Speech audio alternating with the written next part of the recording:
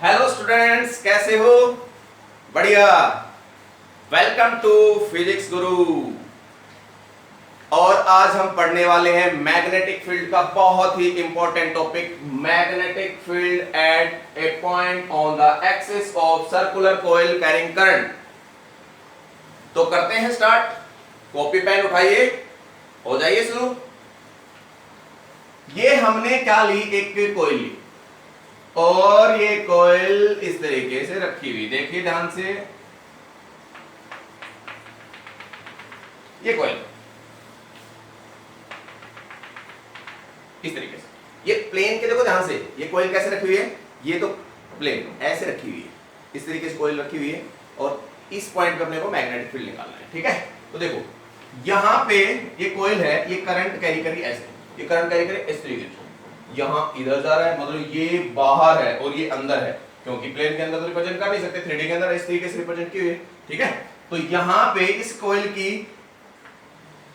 अपने को एक्सिस पे, ये इसकी एक्सिस है, इस पे मैग्नेटिक फील्ड निकालना चाहते हैं। और जैसे कि आपको पता है लास्ट लेक्चर में अपन ने क्या डिस्कस किया था, किसी भी कॉइल के, करंट कैरिंग कॉइल के सेंटर के ऊपर मैग्नेटिक फील्ड निकालना अपन ने लास्ट लेक्चर में सीख लिया था। तो अपन क्या करना चाहते हैं, आपकी बात इसकी एक्सिस पे निकालना चाहते हैं मैग्नेटिक फील्ड। ठीक है, अब देखो इस कॉइल की अपन ले लेते हैं रेडियस a है और ये है इसकी एक्सिस, ये भाई अपन ने P पॉइंट मान लिया। इस P पॉइंट के ऊपर, इस P पॉइंट के ऊपर अपन क्या निकालना चाहते हैं, मैग्नेटिक फील्ड निकालना चाहते हैं। P पॉइंट ले लेते हैं यहाँ पे, ये P पॉइंट है। ठीक है, अब सुनिए ध्यान से, ये डिस्टेंस होगी इसकी x, ये क्या है x, ये a है, ये x है। तो एक छोटा सा अपने बायस-सावर्त लॉ से अपने को पता है, एक छोटा सा करंट एलिमेंट लेंगे और एक करंट एलिमेंट लेके उसका मैग्नेटिक फील्ड निकाल लेंगे और उसका इंटीग्रेशन कर देंगे। लास्ट 2-3 लेक्चर में यही किया है अपन ने। ठीक है, तो बायस-सावर्त लॉ से इसका देखो, ये करंट एलिमेंट ये होगा कि नहीं होगा, देखो ध्यान से।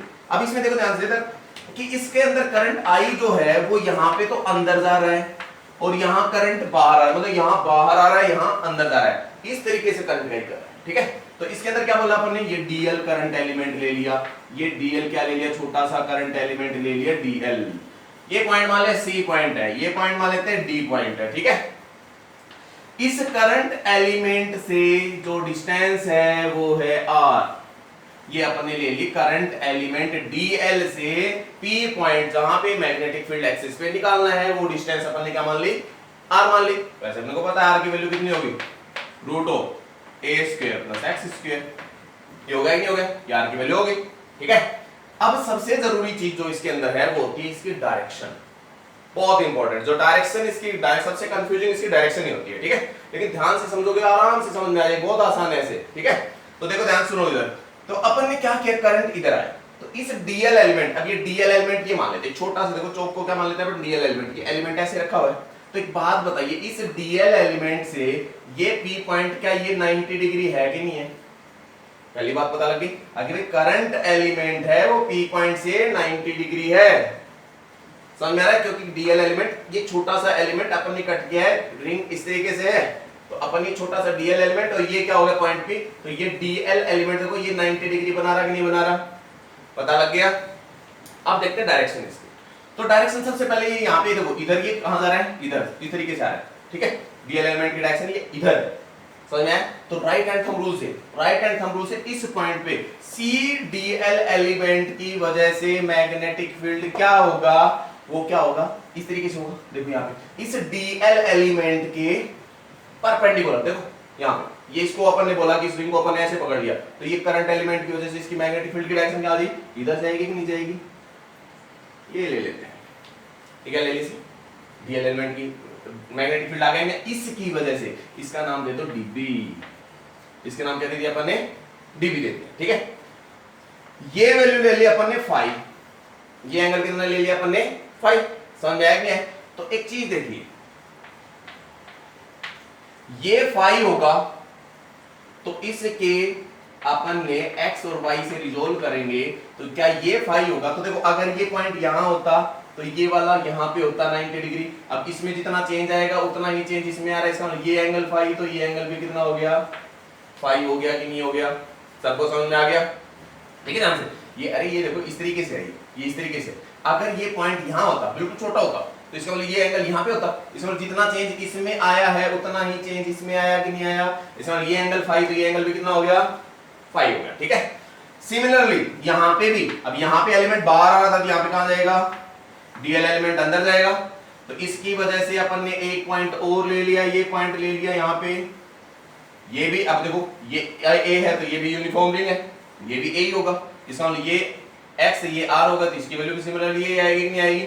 तो इसका मैग्नेटिक फील्ड अपन मान लेते हैं। अब देखो इसमें डायरेक्शन क्या आएगी, अब देखो इसमें तो बाहर आ रहा था, लेकिन इसमें कहां जा रहा है अंदर, तो इसमें अंदर जा रहा है ये ऐसे मैग्नेट, इसको पकड़ना हमने थंब की वैल्यू, करंट की direction thumb, curvature of finger magnetic field, right hand thumb rule, तो इससे क्या करेंगे ऐसे, तो इसका इस तरीके से, तो यहाँ पे देखो मैग्नेटिक फील्ड, या इसकी वजह से मैग्नेटिक फील्ड कर्वेचर, तो ये इधर जाएगा कि नहीं जाएगा, देखो फिंगर ऐसे आ रही है और इसमें फिंगर कैसे आ रही है, इस तरीके से, तो यहाँ पे क्या हो गया मैग्नेटिक फील्ड अपवर्ड और इसमें magnetic field downward.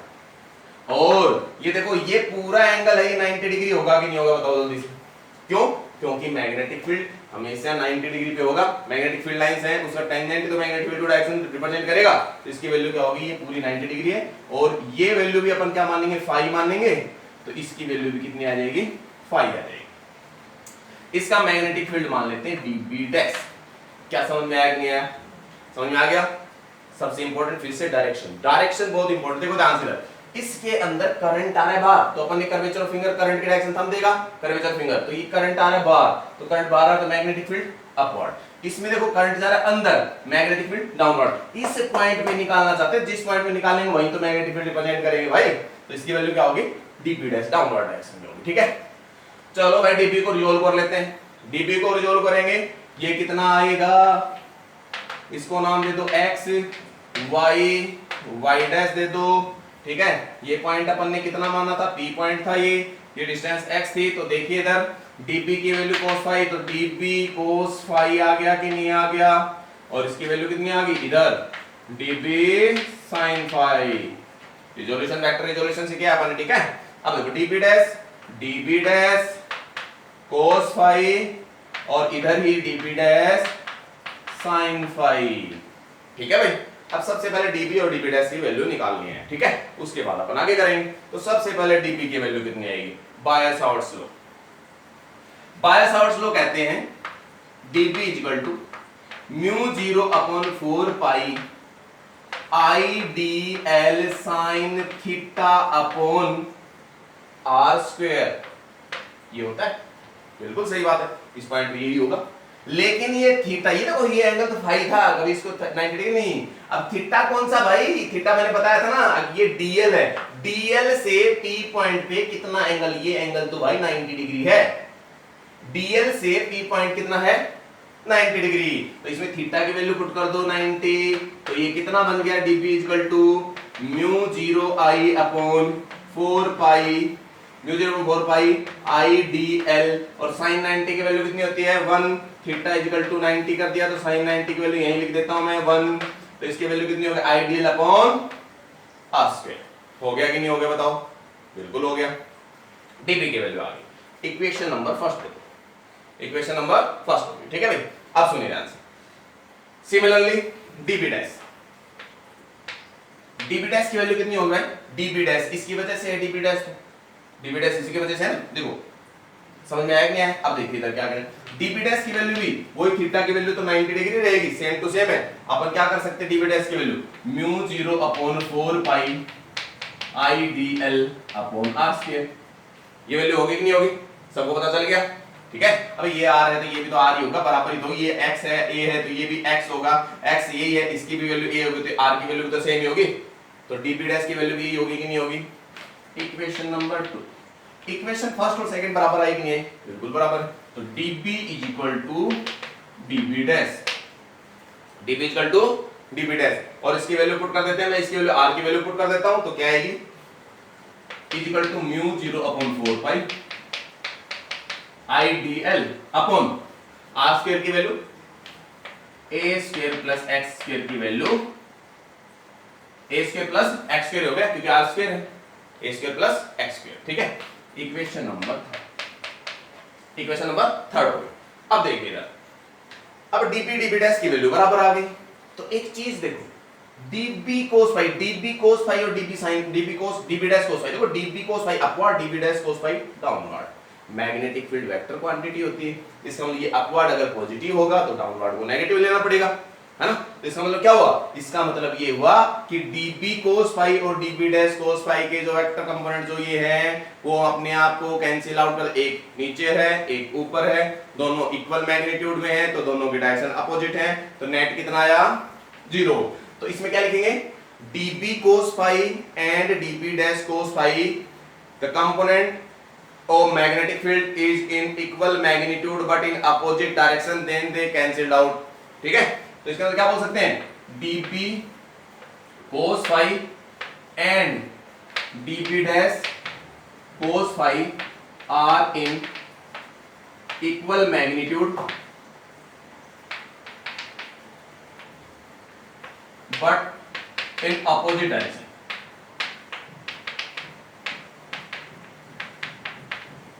then they cancel out, ठीक है। ते कैंसिल लिख सकते हो, समझ में आया कि नहीं है, ये दोनों क्या कर रहे हैं, कैंसिल आउट। लेकिन अब देखो db sin phi और db dash sin phi तो क्या कर रहे हैं, सेम डायरेक्शन में है, तो ये ऐड होंगे कि नहीं होंगे। तो इसका मतलब ये तुम ये मत कर देना 2db sin phi कर देना, नहीं, ये तो अपन ने छोटा सा निकाला है। अब ये एक कंपोनेंट देखो, इसमें ये कंपोनेंट का बना ऐसे बना, नीचे एक ही ऐसे बना। अगर ये dl, ये दोनों पहले ये तो यहाँ पे अपन ने माना था, अब रिंग तो पूरी ऐसे है तो इसमें बहुत छोटे छोटे छोटे छोटे एलिमेंट बनेंगे नहीं बनेंगे, और उनका इस तरीके से इसके अंदर देखो ये दो है, एक अपवर्ड डाउनवर्ड। अब ये अगर इधर होंगे तो ऐसे जाएंगे, इधर होंगे तो ऐसे जाएंगे, तो इसका मतलब क्या हो गया, ये इस शेप में बनेंगे नहीं बनेंगे, तो इसका कंप्लीट इफेक्ट इसके बीचों बीच जाएगा कि नहीं जाएगा, समझ में आ रहा है मेरी बात। तो इसका मतलब क्या हो गया, ये कंप्लीट इन दोनों का इफेक्ट किधर होगा, इधर होगा। तो रिजल्टेंट मैग्नेटिक फील्ड कौन देगा, db डैश या db sin phi देगा कि नहीं देगा। तो इसमें क्या बोल सकते हैं, resultant magnetic field b is equal to कितना हो गया, integration of db sin phi, integration of db sin phi। अब देखिए इक्वेशन नंबर 4, इक्वेशन नंबर 4 आ गई। अब इक्वेशन 4 के अंदर क्या किया जाए, db की वैल्यू तो पता है अपने को, sin phi की वैल्यू निकाल लेते हैं। तो ट्रायंगल o मान लेते हैं, पॉइंट OCP, ट्रायंगल OCP से sin phi की वैल्यू कितनी होगी बताइए भाई, sin phi is equal to क्या हो गया, perpendicular a by hypotenuse, perpendicular a by hypotenuse root of a square plus x square आ गया कि नहीं आ गया, बिल्कुल आ गया। इक्वेशन नंबर 5 बोल, इक्वेशन नंबर 3rd और 5th की वैल्यू किसमें पुट करनी है अपने को, 4th में पुट करनी है। तो देखिए क्या होता है, तो b की वैल्यू क्या आ गई भाई, b की वैल्यू आ गई mu 0 upon 4 pi IDL upon a ऊपर है देखो, a IDL upon a square plus x square, ठीक है, और into a upon root of a square plus x square, और इसका इंटीग्रेशन था, बिल्कुल था, ठीक है। अब सुनिए ध्यान से, अब ये होल लूप के लिए है, कंप्लीट लूप के लिए, ये कंप्लीट लूप के लिए मतलब इसका सब कंप्लीट लूप का मैग्नेटिक फील्ड आ गया, ठीक है। अब इधर देखिए म्यू 0.4 पाई आईडीएल, अब देखो इसको लिख सकता हूं a square plus x square की पावर 3/2 आ गया कि नहीं आ गया, और a, तो b की वैल्यू कितनी लिख सकता हूं मैं, mu 0/4 pi i a upon root of, root छोड़ो इसकी वैल्यू सीधे लिख देता हूं a square plus x square की पावर 1 + 1/2 3/2, और इंटीग्रेशन dl बच गया कि नहीं बच गया बताओ, इंटीग्रेशन dl। अब तुम सोचिए जल्दी से, इंटीग्रेशन dl, अब dl का मतलब, dl तो छोटा सा रिंग के ऊपर कट गया था, अब dl का मतलब, dl का इंटीग्रेशन मतलब कंप्लीट रिंग की, तो कंप्लीट रिंग की लेंथ कितनी होती है, सरकमफेरेंस होगी, सरकमफेरेंस होगी कितनी होती है सरकमफेरेंस, 2 पाई, रेडियस a है तो 2 पाई a, तो इंटीग्रेशन dl की वैल्यू कितनी होगी भाई, integration dl is equal to 2 pi a। आ गया कि नहीं आ गया, इसमें पुट करते हैं, इसमें पुट करते हैं तो क्या आएगा, ध्यान से देख लीजिए। तो b की वैल्यू क्या आ गई भाई, mu 0/4 pi ia, mu 0/4 pi ia upon a square plus x square की पावर 3/2 और into 2 pi a into 2 pi a, ठीक है, इंटू 2 पाई आ गया कि नहीं आ गया। अब देखो इधर ia स्क्वायर आ गया कि नहीं आ गया, इसकी वैल्यू ia स्क्वायर, तो b इक्वल टू कितना हो गया, म्यू 0 ia स्क्वायर और इसकी वैल्यू कर सकते हैं 2 पाई। चलो 2 पाई को ऊपर ही छोड़ दो अभी, तो इसको ऐसे लिख दो अभी। तो पहले ये उतारो, पहले इतना उतार लो, उससे आगे अपन इसकी केस करेंगे। ठीक है, ये मैग्नेटिक फील्ड की वैल्यू हो गई। ठीक है, इसको थोड़ा सा और लिख सकते हैं। चलो B इक्वल टू लिख देते हैं म्यू 0, ठीक है, 2 पाई 2 से कट कर दो, I a square upon 2a square plus x square की पावर 3/। ये हो गया एक्सिस का मैग्नेटिक फील्ड। इसको लर्न करना है अपने को, इसको लर्न करना है। ठीक है, अच्छे से इसको लर्न करना है, क्योंकि न्यूमेरिकल प्रॉब्लम्स होंगी उसमें डायरेक्ट पुट करनी पड़ती है इसकी वैल्यू। और एक बहुत ही इंपॉर्टेंट चीज और सुनिए ध्यान से, तुमने ये पॉइंट, ये टॉपिक पहले भी पढ़ा हुआ है, लेकिन तुम्हें थोड़ा याद नहीं होगा। इलेक्ट्रिसिटी करंट इलेक्ट्रोस्टैटिक्स के अंदर अपन ने यूनिफॉर्मली चार्ज रिंग के ऊपर इलेक्ट्रिक फील्ड निकाला था। यहाँ पे वो मैग्नेटिक फील्ड, इलेक्ट्रिक फील्ड की वैल्यू भी इसी तरीके से उसके अंदर इलेक्ट्रिक फील्ड निकालते हैं ना एक्सिस के ऊपर, वैसा ही सेम टॉपिक है। वहां पे भी अपन ने सेम ऐसे ही किया था, उसमें डीई की वैल्यू निकाली थी, सारे काम सेम सेम किए थे। ठीक है, उसी तरीके से ये भी जल्दी से नोट कीजिए फटाफट से इसको पहले।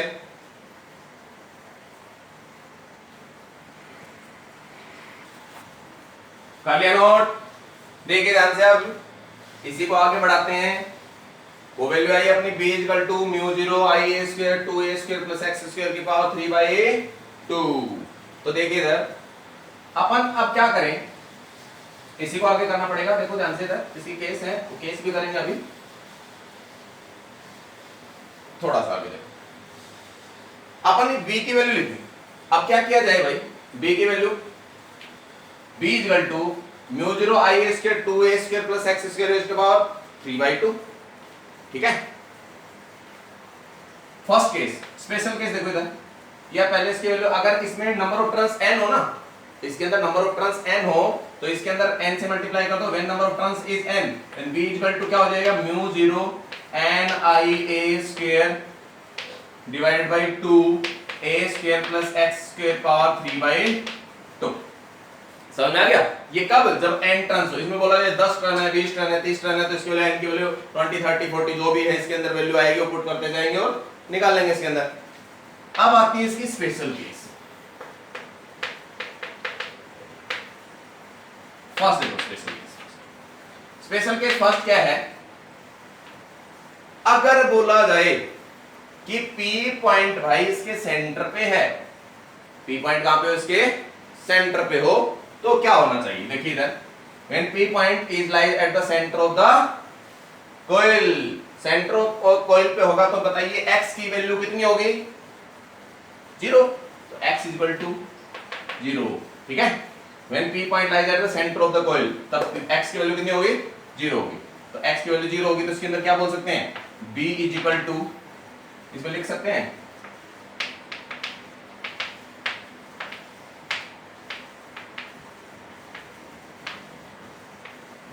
Centre of coil. ठीक है, तो x equal to 0, b equal to कितना हो गया, mu 0 n I a square upon 2 a square power 3/2, 2 से 2 कट गया, तो क्या आएगा भाई, b की वैल्यू कितनी आ गई, mu 0 n I a square upon 2a cube, square से कट गया ये, तो कितना बच गया भाई, mu 0 n I a upon n I upon 2a आ गया, नहीं आ गया, याद करो। क्या याद करना है, ये तो बहुत बार किया होगा अपन ने, लास्ट लेक्चर में पढ़ा था। अगर n की वैल्यू 1 टन कोई भी कॉइल ले, तो म्यू 0 I अपॉन 2a किसके लिए था, कंप्लीट कॉइल का मैग्नेटिक फील्ड था कि नहीं था सेंटर के ऊपर, लास्ट लेक्चर में यही किया था, म्यू 0 I अपॉन 2a, वही आ गया।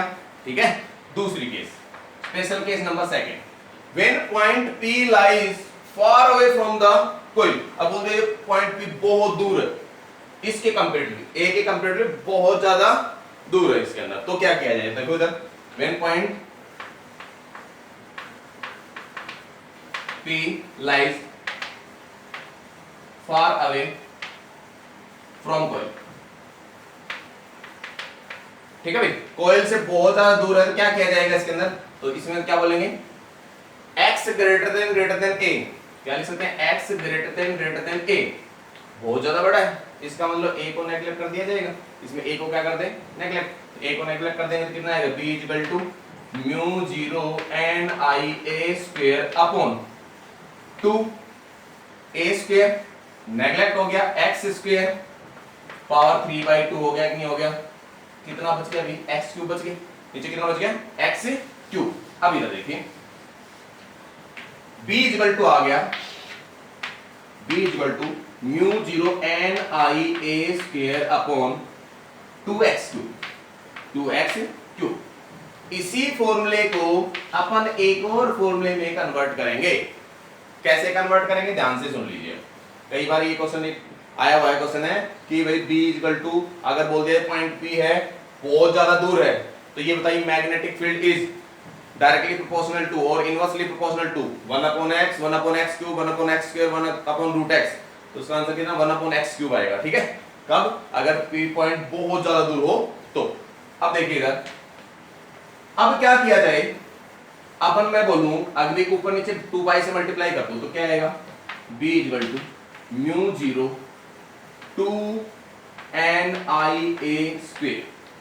ठीक है, 2ni a स्क्वायर और 2 पाई से मल्टीप्लाई किया है तो मैं कर देता हूं 2 पाई कर देता हूं इसको, और डिवाइडेड में कितना आएगा?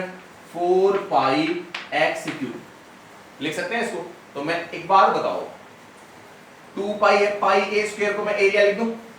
पाई a स्क्वायर कितना होता है? एरिया का कंप्लीट एरिया किसका होगा बेटा? एरिया इस कॉइल का एरिया जितने, ये देखो करंट कैरिंग कॉइल है उसका एरिया आ गया कि नहीं आ गया? बिल्कुल आ गया, पाई a स्क्वायर ए। तो इसको क्या लिख सकते हैं? b equal to mu 0 upon 4 pi n i a upon x cube आ गया कि नहीं आ गया? इस n i a को अपन बोलते हैं मैग्नेटिक डाइपोल मोमेंट। क्या बोलते हैं इसको? Magnetic dipole moment. तो ये होता है m equal to n i a होता है, इसे बोलते हैं मैग्नेटिक डाइपोल मोमेंट। ये किस तरीके से होता है? जैसे अपन ने इलेक्ट्रोस्टैटिक में इलेक्ट्रिक डाइपोल मोमेंट पढ़ा था P, जो P काम करता था यहाँ पे वो M काम करेगा, मैग्नेटिक डाइपोल मोमेंट। ठीक है, ये प्रोडक्ट होता है करंट और area of number of turns of loop के मल्टीपल के बराबर होता है कि नहीं होता? ठीक है, तो इधर देखिए m equal to n i a और इसकी ऐसा यूनिट क्या होती है? इसकी ऐसा यूनिट होती है एम्पियर मीटर स्क्वायर। तो इसकी ऐसा unit of dipole moment is ampere metre square, ampere metre square. फटाफट से नोट कीजिए, फिर आगे करते हैं इसको।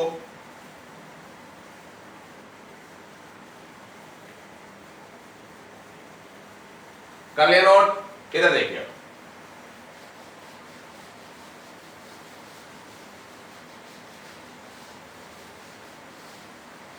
अब क्या करें, अपने को पता लग गया। ये देखो ध्यान से समझ लें, मैग्नेटिक डाइपोल मोमेंट। डाइपोल मतलब दो पोल है, क्योंकि इसमें नॉर्थ पोल और साउथ पोल मैग्नेटिक फील्ड है, उसके अंदर नॉर्थ पोल और साउथ पोल होते हैं। और अपन इलेक्ट्रोस्टैटिक में पढ़ते हैं वहां पॉजिटिव और नेगेटिव होते हैं, समझ में आया नहीं है?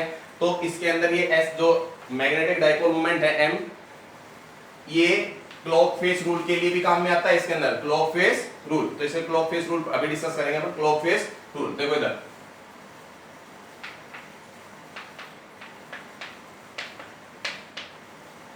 क्लॉक फेस रूल जो कि मैग्नेटिक डाइपोल मोमेंट के लिए ही है। ठीक है, इधर देखो ध्यान से, मतलब इसकी पोलैरिटी क्या होगी, अभी नॉर्थ पोल और साउथ पोल क्या होगा। इधर देखिए, अगर कोई कॉइल करंट कैरी कर रही है, क्या कर रही है? करंट कैरी कर रही है, और वो क्लॉकवाइज करंट कैरी कर रही है। ठीक है, तो क्लॉकवाइज करंट कैरी कर रही है तो इसका फ्रंट फेस है वो साउथ पोल की तरह बिहेव करेगा। समझ में आ गया? अब देखो इसमें करंट की डायरेक्शन क्या है? क्लॉकवाइज है कि नहीं बताओ जल्दी से। घड़ी की दिशा में तो है, क्लॉकवाइज है। ठीक है, तो क्लॉकवाइज है तो मतलब क्लॉकवाइज का मतलब क्या है? अगर ये इस तरीके से कोई करंट कैरी कर रही है तो इसका जो ये सामने वाला फेस है वो साउथ पोल होगा, उसको लोग क्या बोलेंगे?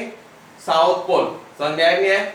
और अगर कोई ये देखो आई करंट कैरी कर रही है तो ये साउथ पोल, इसका सामने वाला फेस साउथ पोल होगा। और अगर क्या बोल दिया जाए, एक कोई कॉइल है वो एंटी क्लॉकवाइज डायरेक्शन में करंट कैरी कर रही है, तो एंटी क्लॉकवाइज डायरेक्शन में करंट कैरी कर रही है, तो ये देखो करंट कैरी कर रही है, इसको बीच से जोड़ दो।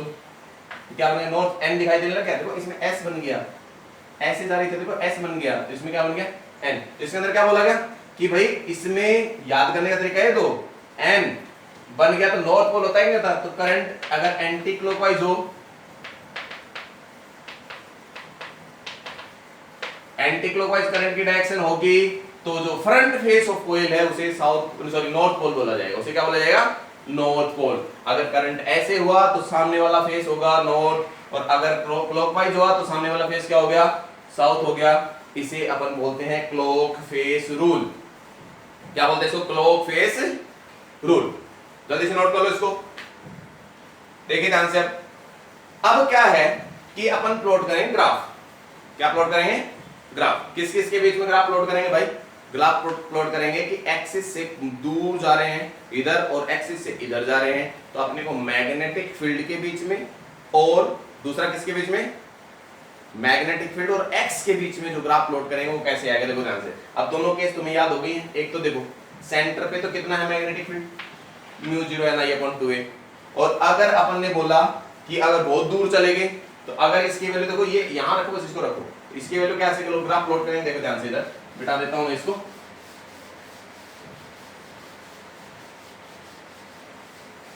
इधर देखिए ग्राफ किस किस के बीच में है? मैग्नेटिक फील्ड के बीच में, और ये तो है भाई ऊपर तो y एक्सिस पे तो ले लेते हैं मैग्नेटिक फील्ड, और x डिस्टेंस है इधर और x डिस्टेंस इधर, ठीक है। और ये है बेटा centre of coil, centre of coil. अब सुनिए ध्यान, सबसे पहले अगर जब सेंटर पे रखे थे तो अपने x की वैल्यू क्या ली थी? 0। तो याद करो थोड़ी देर पहले क्या निकाला था? b की वैल्यू कितनी? μ0 ni/2a आया था कि नहीं आया था? बताओ। अगर n की वैल्यू 1 हो तो μ0 ni/2a की वैल्यू μ0 i/2a आ गया कि नहीं आ गया? इसका मतलब जब 0 होगा तो मैग्नेटिक फील्ड की वैल्यू मैक्सिमम होगी कि नहीं होगी? मैग्नेटिक फील्ड सबसे ज्यादा कहां पे होगा? सेंटर पे। सबसे ज्यादा कहां पे होगा? सेंटर पे होगा। तो देखो ये यहां पे लिखते हैं मैक्सिमम कितना, b की वैल्यू तो लिख देते हैं। b की वैल्यू कितनी है यहां पे? b लिख सकते हैं यहां पे b μ0 ni/2a। कोई दिक्कत नहीं है। अब एक काम और करते हैं, अगर भाई मैं x की वैल्यू इनफाइनाइट कर दूं तो x की वैल्यू इनफाइनाइट कर दूं तो क्या आया? 1/∞। b की वैल्यू कितनी आई बताइए? 0। b की वैल्यू कितनी आई? 0। तो जो मैग्नेटिक फील्ड का जो ग्राफ बनता है वो ऐसे बनता है।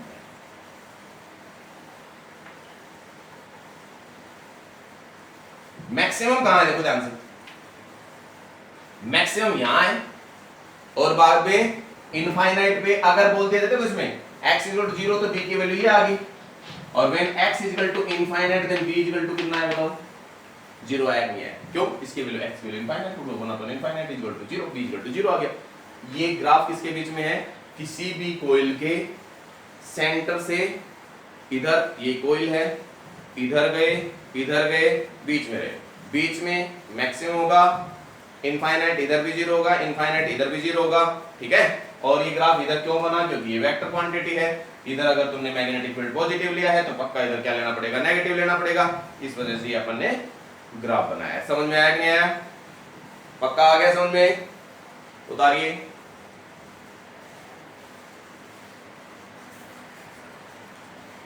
चलो अब इस पे करते हैं न्यूमेरिकल्स।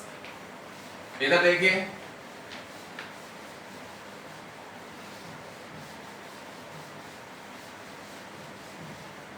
चलो फर्स्ट न्यूमेरिकल देखते हैं।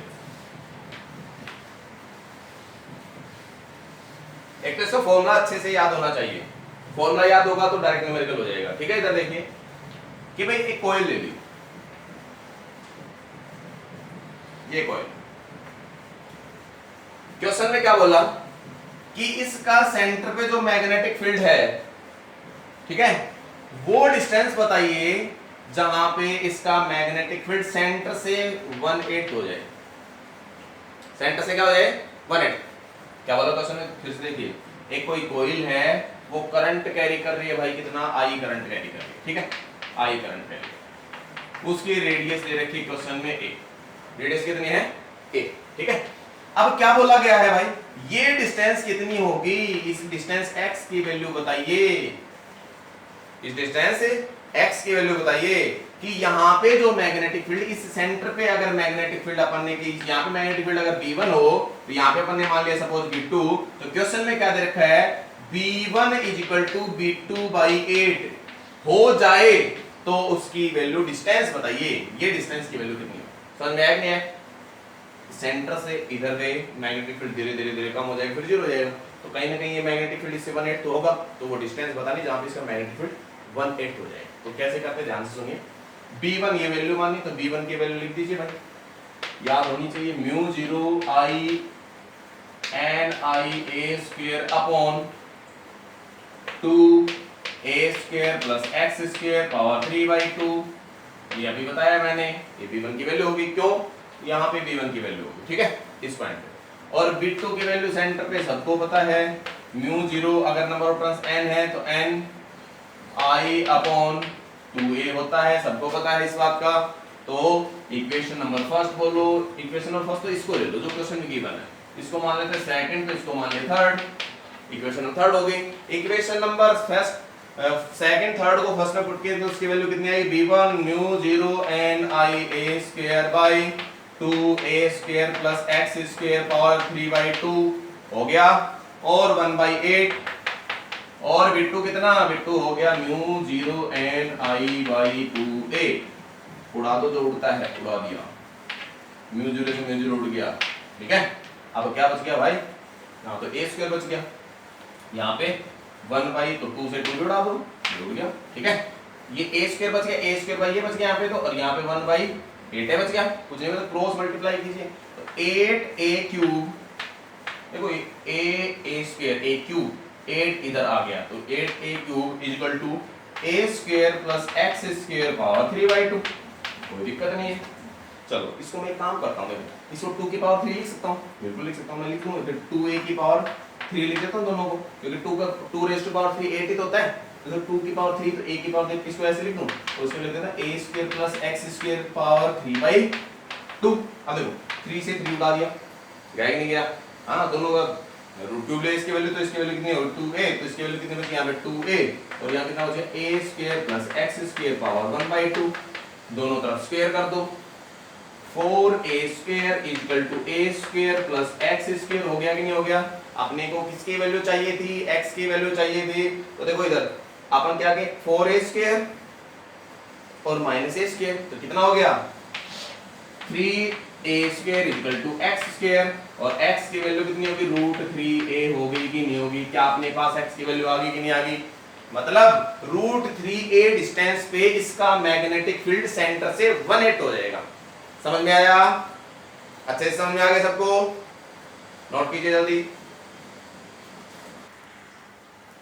हाँ भाई नेक्स्ट क्वेश्चन देखिए, A charge q is distributed uniformly over a circular ring of radius r.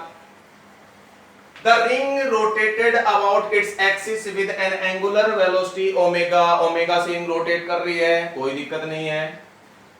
Find the magnetic field at distance √3r from the center along the axis. Question क्या है ध्यान से सुनिए, ये ली भाई एक रिंग, कोई दिक्कत नहीं, रिंग ले ली, ये इसका सेंटर है, ये इसकी एक्सिस है, इसकी रेडियस दे रखी है अपने को क्वेश्चन में r, और ये दे रखी है √3r, ठीक है। अब क्या बोला गया ध्यान सुनिए, अब इसमें करंट नहीं दे रखा, तुम्हें क्या बोला गया, इसमें चार्ज दे दिया, कंफ्यूज नहीं होना है, कोई बात नहीं, चार्ज दे दिया तो क्या बड़ी बात हो गई, लेकिन चार्ज घूम रहा है तो करंट ही आ गया भाई, है ना, चार्ज घूम रहा है, रिंग मतलब क्या, रिंग के ऊपर चार्ज, रिंग को घुमा दिया अपन ने, तो बेसिकली चार्ज तो मोशन में आ गया, तो करंट आ गया कि नहीं आ गया, बिल्कुल आ गया। तो इसमें करंट की वैल्यू क्या होगी, अब इसमें I इक्वल टू कितना होता है Q/T, अब T इक्वल टू कितना होता है 2 पाई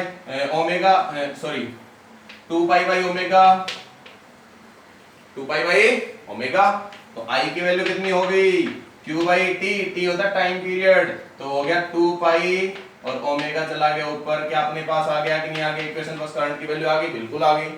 अब एक्सिस पे मैग्नेटिक फील्ड की वैल्यू कितनी होती है, इस पे B इक्वल टू होती है μ0 NIA² upon 2a² plus x² power 3/2।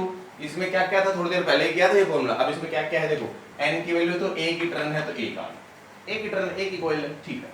दूसरी वैल्यू a इक्वल टू कितना है, रेडियस r दे रखा क्वेश्चन में, तो a equal to r, x की वैल्यू √3r, कोई दिक्कत नहीं, पुट कीजिए, b इक्वल टू μ0, I की वैल्यू q ओमेगा, और a² की value q omega by 2 pi है ना, 2 पाई ए स्क्वायर वैल्यू होगी r square to r square plus √3r का होल स्क्वायर की पावर 3/2 बिल्कुल आ गया, कोई बात नहीं।